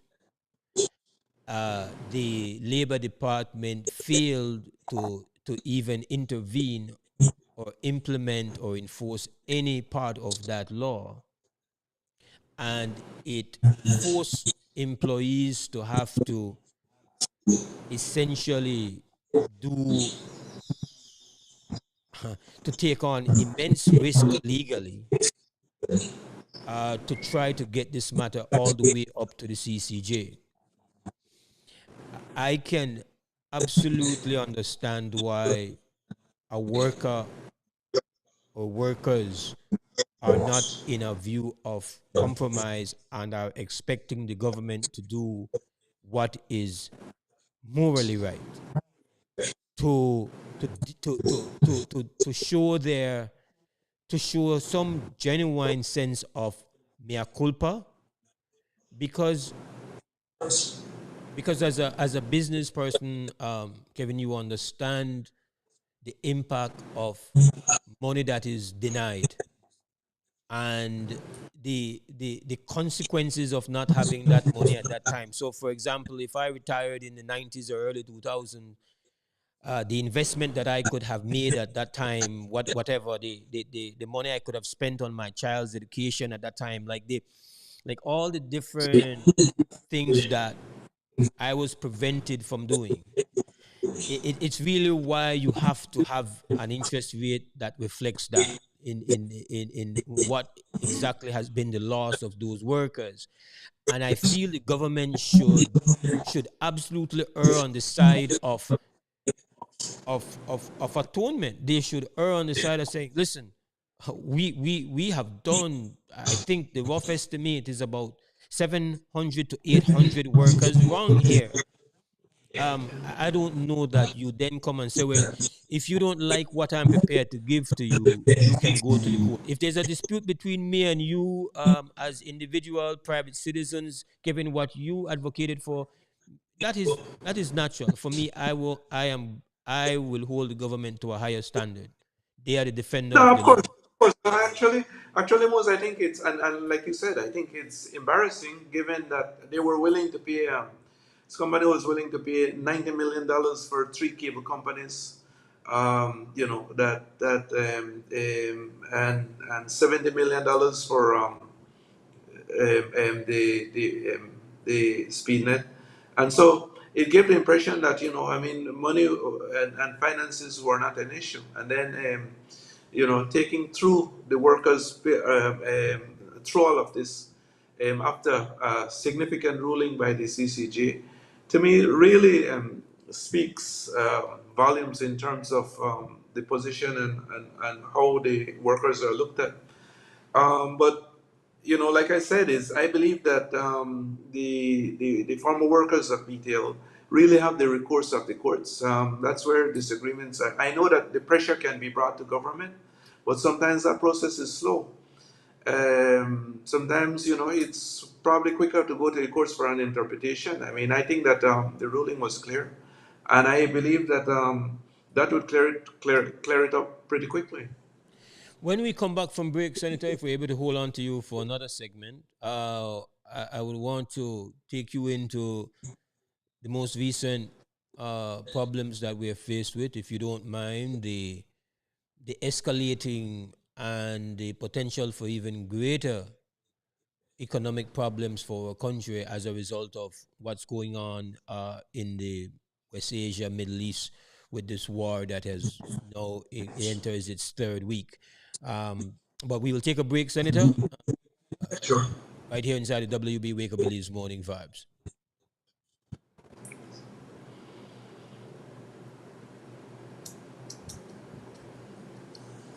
Yeah, yeah.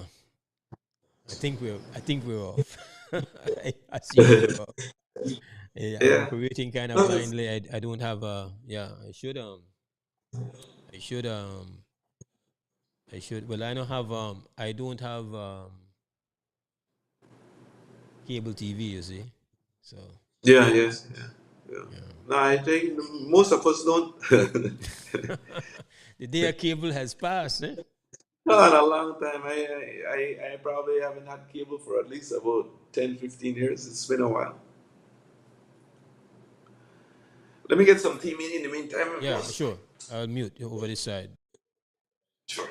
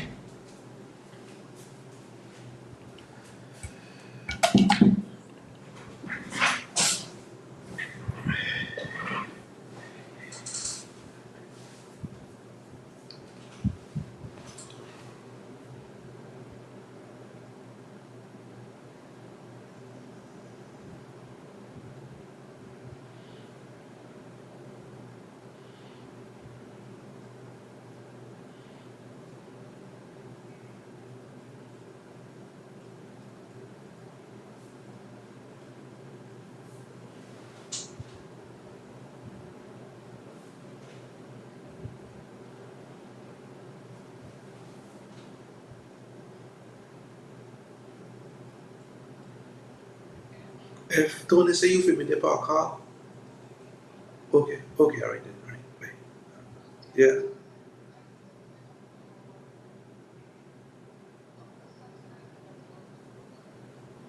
Okay then. Adepa, yeah, our dealer did Adepa creme right now. Yeah, all right, bye.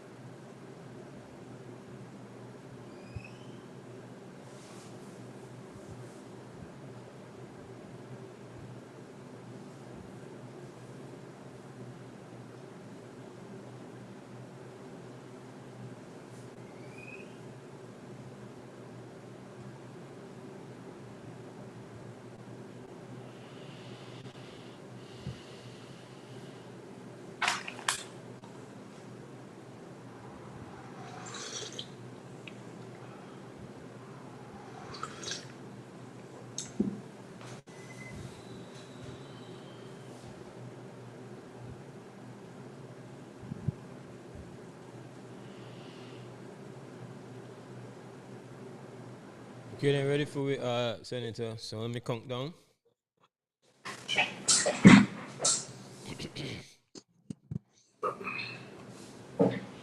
5, 4, 3, 2, 1. All right, welcome back to the WB Wake Up Belize Morning Vibes. Monday morning, it is the 16th of March, 2026. Most Hide hosting remotely on this Monday morning. And we've had, as our guests, after our very first break, Business Senator, Senator Kevin Herrera, and we spent our first segment talking about the BTL proposed acquisition of Smart, and a situation in which Senator Herrera has been very, very strong and clear, along with his other independent senators. As business senator, I think it's appropriate, relevant for me to bring up the topic of the economic costs of the war in West Asia, going on between U.S., Iran, uh, U.S., Israel, Iran.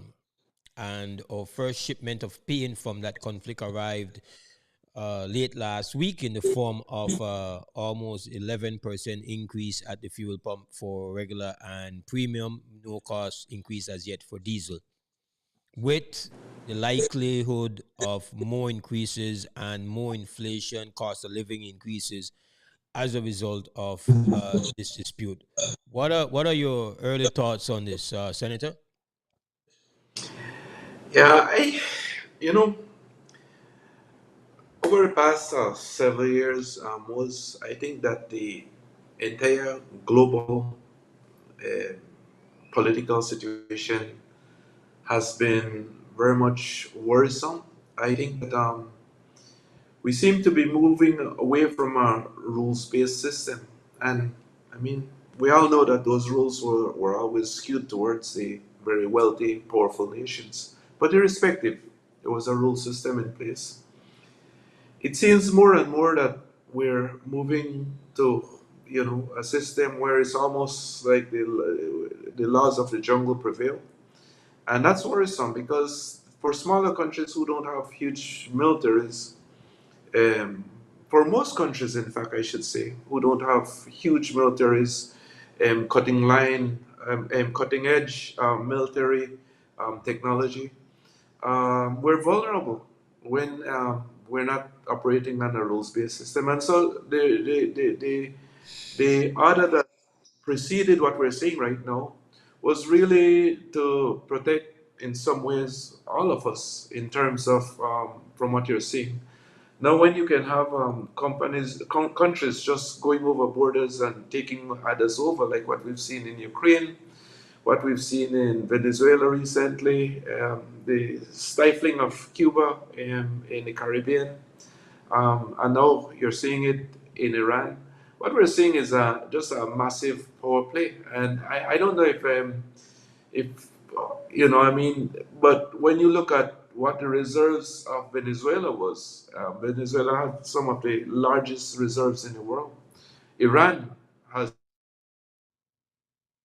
Yeah, I think we might have lost connection there with Senator Herrera. Just give us a second for before we're able to reconnect with him. I imagine he's just going to link us back. It's not a perfect process. We hopefully get Kevin right back very shortly. This is the WB Wake Up Belize Morning Vibes on this Monday morning. Trying to, if you're just joining us earlier on, I kind of went in on the position that we have taken, or at least the position that we've heard from the Prime Minister of the country about the increase, and saying, well, everybody very easily could have predicted that this would happen once that war kicked off. But we have Senator back. Sorry about Yeah, that. So, sorry. yeah, no problem. Go ahead. My apologies. My apologies about what goes. But like I was saying, what you're seeing here, Moses, is a massive power play. You look at the oil reserves in Venezuela, you look at the oil reserves in Iran, and then you have all the other Middle Eastern countries generally friendly to the United States that have very huge oil reserves again. And if the US is able to control the oil in Venezuela, or at least have a friendly regime there, and as well as one in Iran. You see what that means for other emerging, other huge powers like China, who are so dependent on energy. And so, in my view, I mean, I think that's what it's about. It's really a massive power play, and so it's I believe that the world will be a very very difficult um, place until we try to sort this out and see where we go. But it's very very concerning in least. I mean, it's certainly not good news for for us. And I must say, I'm not at all in support of dictators wherever they may be. I believe that the people should always decide. So it's not about that at all. I just feel that I don't think that democracy is at the heart of what we're seeing taking place here. I believe that it's more about resources and getting control of those resources. No, I don't know if you heard my comments when I started the show, at least in the first segment, at least of the show. I have had this position now for a while, for consecutive administrations who have argued that the price is the price. And once I was taken to school and explained exactly what we pay when we pay that price at the pump, I said don't agree that any government should want to be in a position where it enjoys a jackpot benefit simultaneously with a painful increase at the pump for Belizeans. This is not an emotional or unreasonable or being unreasonable because, well, who wants an increase but certain things are inevitable? So, yes, crude oil goes up, unavoidably, there will be an increase. There will be an increase in acquisition costs. You can't get around that. My problem is that the way that the the tax is placed on the fuel at the pump and increase of acquisition costs, the tax is then put on the acquisition costs, and then that's the duty, and then there is a tax on top of that grand total, which means that the government has a windfall. The prime minister, when asked, I believe it was on Channel 5, I read the script of his exchange with the journalist from that station, says, well, remember that government has expenses. We have a increase with salaries we have to pay for teachers and all of that we are guaranteed to. And yes, what is due to Caesar goes to Caesar. This is not what we're talking about here. We're talking here is that so the government then, when it makes its budget and decides what it can pay and what it will pay, is hoping for a situation like this in the Middle East so it can get the extra money to do it. It's like that is essentially what you're saying to me, that you are hoping for this to happen. You are hoping this is a global tragedy that has taken place with this war. And all countries will have to deal with it. But telling me that I should not expect you to mitigate it because, well, I have bills to pay as the government says to me that you are completely disconnected from everyday realities and the impact that this is going to have, the inflationary impact that this is going to have on the people, especially when uh, this is not at a cost to you. This was not money that you could have possibly have foreseen or budgeted for. You are just saying, I know to give up this brata. I don't care if you to feel pain. I have a problem Yeah, with that. opportunism. It Yeah, is. opportunism. Yeah, I mean, I think you're right. I think that for a long time, so much of our taxes is pulled from fuel, and then you see it in the reverse when it goes down. It seldom goes down at pace the taxes seldom goes down with pace in term pace with what the world market prices for oil is going, and so there's always that misfit, if you will. I think that that whole process most has to be a lot more transparent. I think that people have to be more engaged with respect to the price that they're paying at the pump, and put pressure on government, in terms of trying to bring those down. I think that for too long, I think we've been very complacent with that whole oil prices. I mean, it goes up, we pay it, we complain to each other, but there's very little that is done in terms of organization. And I think the time has come for a lot more transparency to be brought in that area. I think that, and this is exactly the reason why I think that we have to be fully engaged in whatever government does most, because we pay for those inefficiencies, we pay for those wastes. And so, yeah, the prime minister may be right. They have to pay all of these, but why do you have to pay all of these at the level you're paying? There's a lot of waste. There's a lot of excesses that exist in government that can be addressed and should be addressed. But until that happens, they'll be looking at these opportunities to get more revenues to pay for those, because they're always trying to balance something. So sorry for you, fuel buying public, but we are happy with this Iran war. This is good for government business. This is good for government budgeting.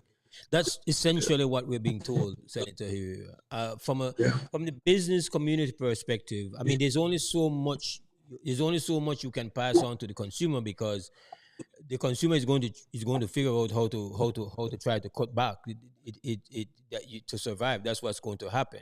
The price is going to impact, at least, not everything. There are certain necessities you can't get around, but businesses will have to look at the increased cost in production. If you're in, say, for example, in the restaurant business, you say, well, I will pass on the price increase to, the plate of food is going to go up from 12 to 15, but it will cause me to spend less, go out and dine outside or buy takeout the way I used to, because I have to deal with that reality. So it's not just easily transferable from the business standpoint as well. No, not at all. Fuel is the price of fuel is extremely inflationary, and so what you'll see is the price of everything going up because of this. And it's hard to contain, and there's very little. Well, in terms of the world market prices, I mean, we have very little control over that. But what I think we do have some more control over is like what you said, how the taxes are applied to fuel, giving consumers a break and trying to soften that impact in whatever way we can. Um, I think that that process, like I said, most has to be a lot more transparent, and government has to. Oh, I think we might have lost Senator here there momentarily, though, because I'm sure we're gonna get him back. Just bear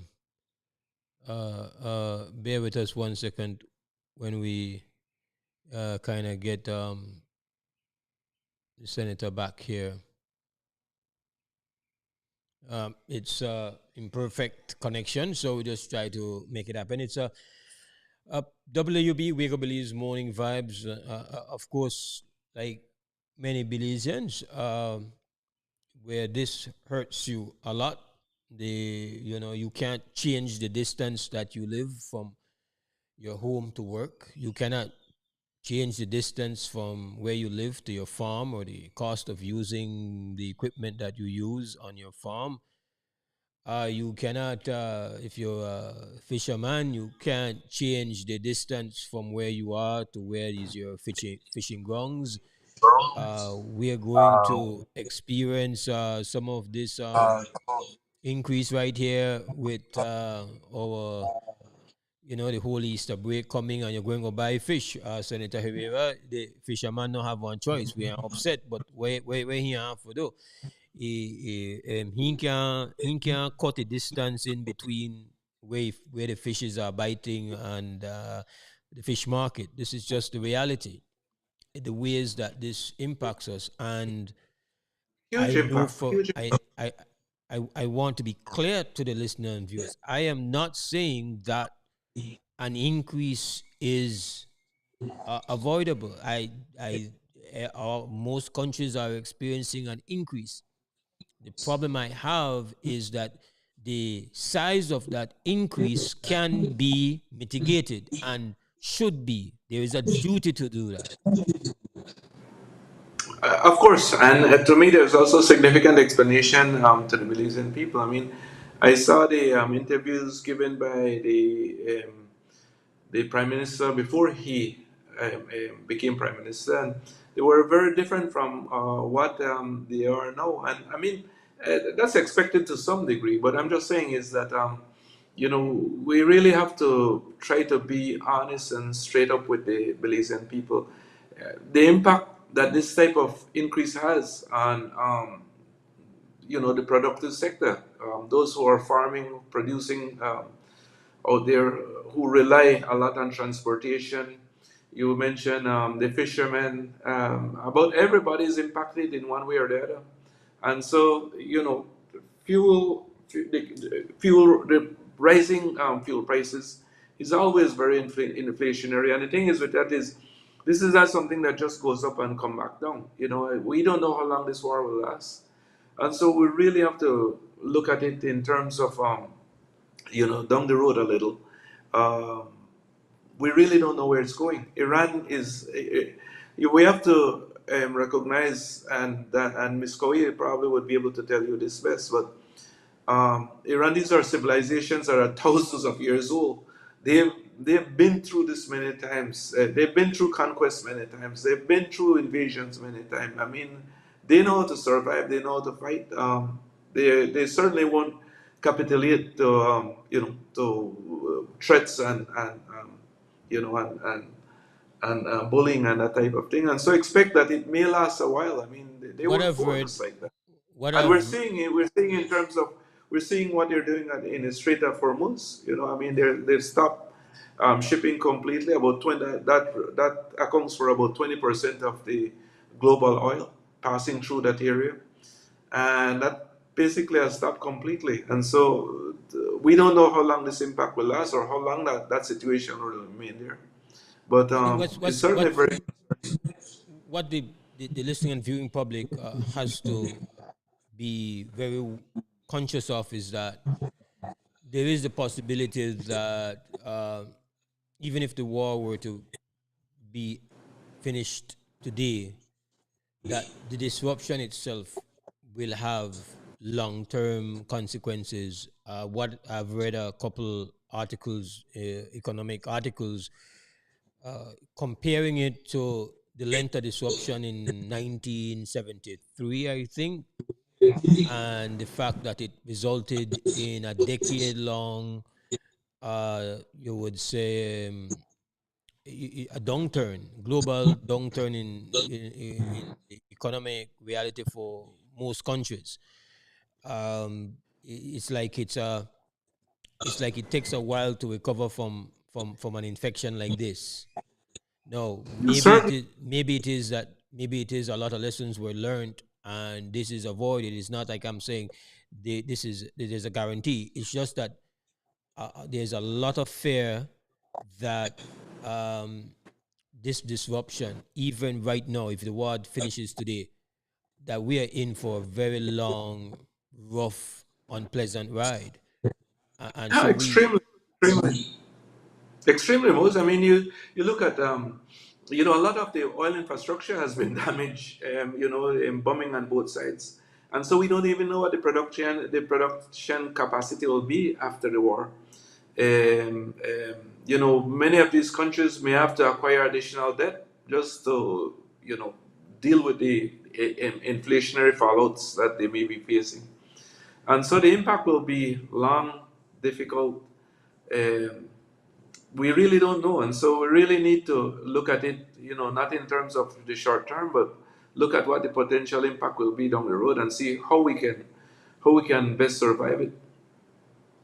Senator, I want to thank you for joining me this morning, for sharing your positions, especially on the issue of the proposed BTL acquisition of SpeedNet. I think, as you so accurately uh, opined, that this might not be something happening. I have a call coming in, so let me just take this call. WB, good morning. Good morning, Mose. This is Sandra Coy. Good morning. Two observations. First of all, the release of the international reserves by the International Energy Agency, that's being released to have some mitigating effect. And they're releasing it according to regions. Now, I don't know what's the amount to be released. I don't know if Belize would come under the Caribbean region or the Central America. I don't know which region we would come under. But what I know is they are releasing the most historic amount in the history of the agency. So that I think it's 400 should million. allow mitigation. That's the first observation. And the second observation is, I don't know if in the discussion with the Iranian foreign minister, not the discussion he had with Tom Yamas on NBC, the one he had on CNN, he announced there, I treat it as an announcement, that all the ships that will be allowed, all the fuel transports that will be allowed must pay in the Chinese currency, the yuan. They must pay in that. They will not be accepting American money. The implications of that are vast. So the war won't end if for no other reason. It won't end because of that decision. Because that decision constitutes a restructuring of the global financial order. And I don't know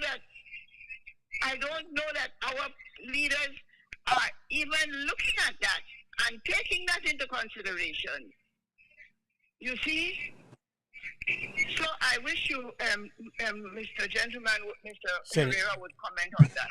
Okay. All right. Senator? Yeah, I mean, I think what Ms. Coy is getting at is the whole concept and principle of petrodollars, and but I mean, I know that 400 million barrels of oil, reserve oil, has been released, and that's really to try to quiet down the market and buy some time. But like I said, I don't think this conflict, from all I've read and seen, is something that will be, a couple of days or possibly a couple of weeks. I think it will go on for a while, because I think that the stakes are very high, especially for the Iranian people.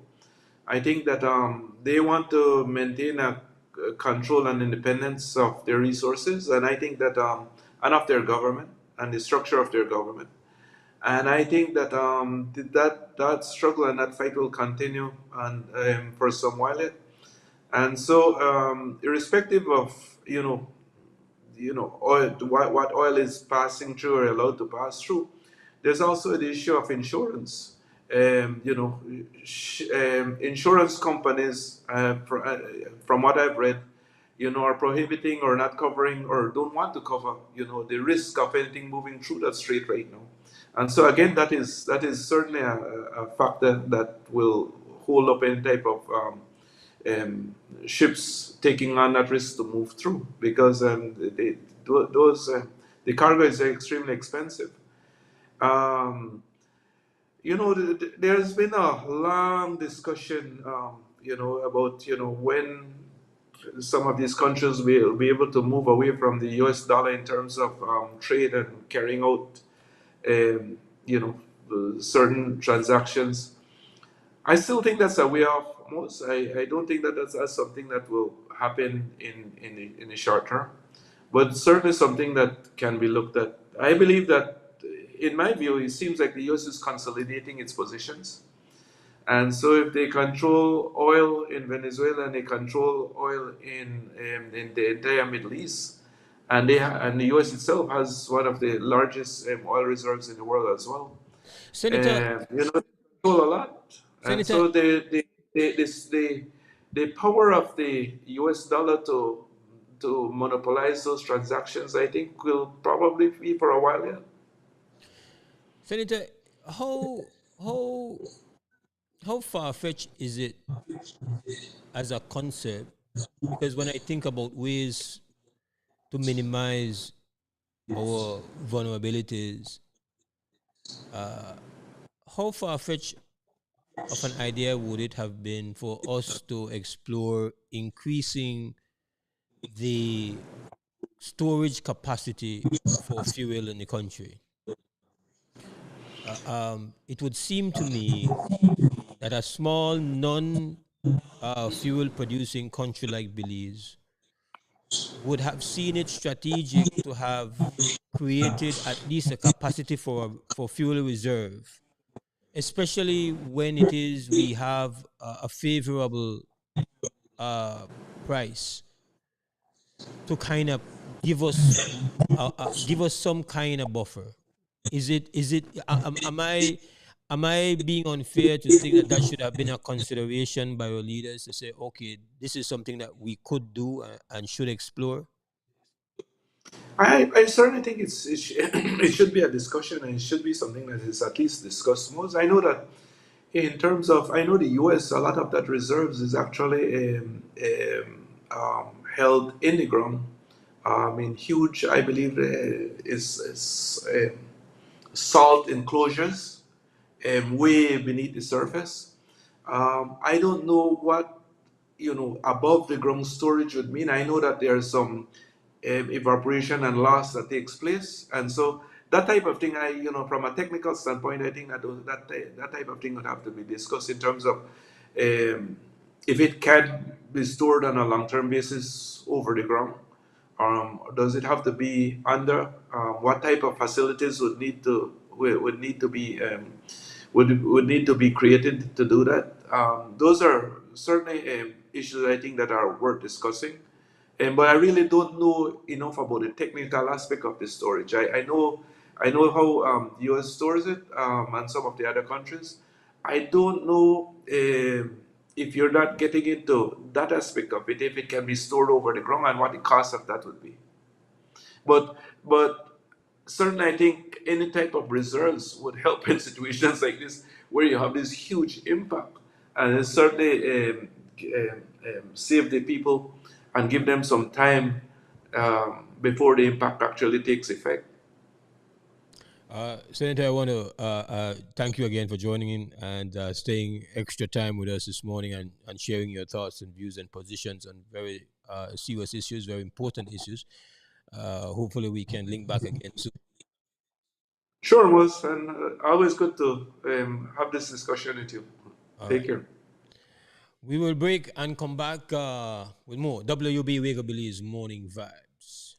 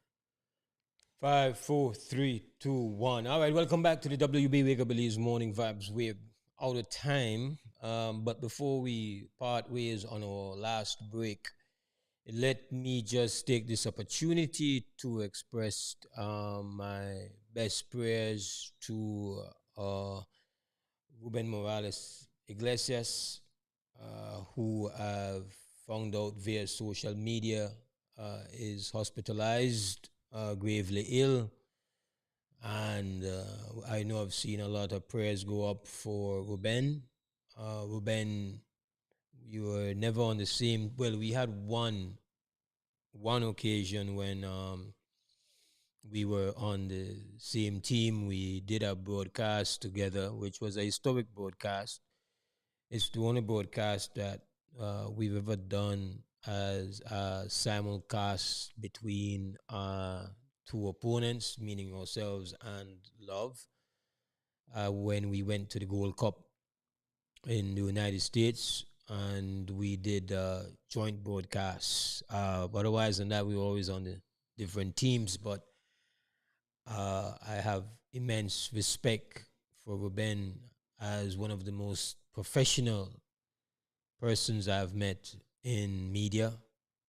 Professional, dedicated, and tireless. The voice of sports reporting for a very long time and continued his reporting on Facebook. So his love for sports is definitely, cannot be disputed.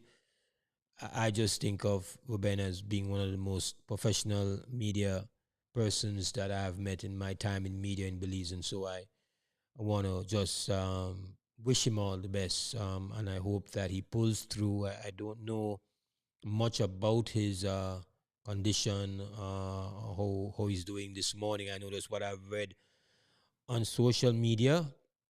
And so I'm hoping that he's going to pull through uh, whatever challenge he has medically right now. And so I just want to send that out to his family. All right. Tremendous respect and admiration for the one and only Ruben Morales Iglesias. We've just had that voice with us for a very long time here in sports journalism in Belize. All right. We're going to go out with our final break. Just want to thank Larry G at Creme Radio. At XTV, of course, we've had Cliff, as usual, the glue, and to Christopher Flowers, who's been in control of this broadcast and making sure it's seen and heard.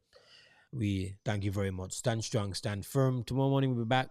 For now, a final break, and after that, you know it. We're gone.